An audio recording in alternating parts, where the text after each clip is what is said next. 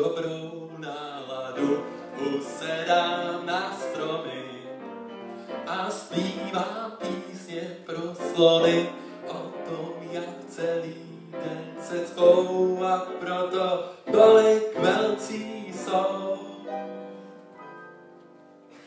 A já jsem kakadu, co jim zvedá náladu.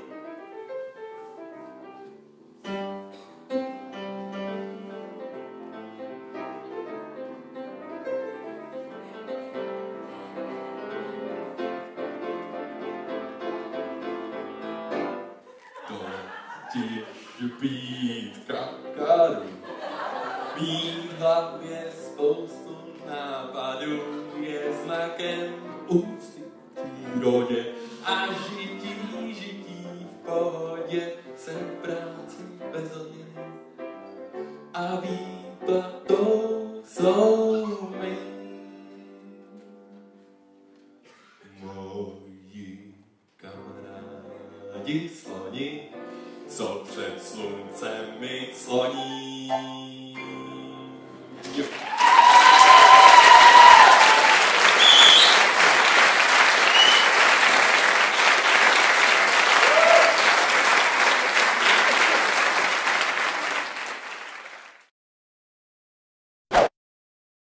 Ho, ho, ho, ho, ho, ho.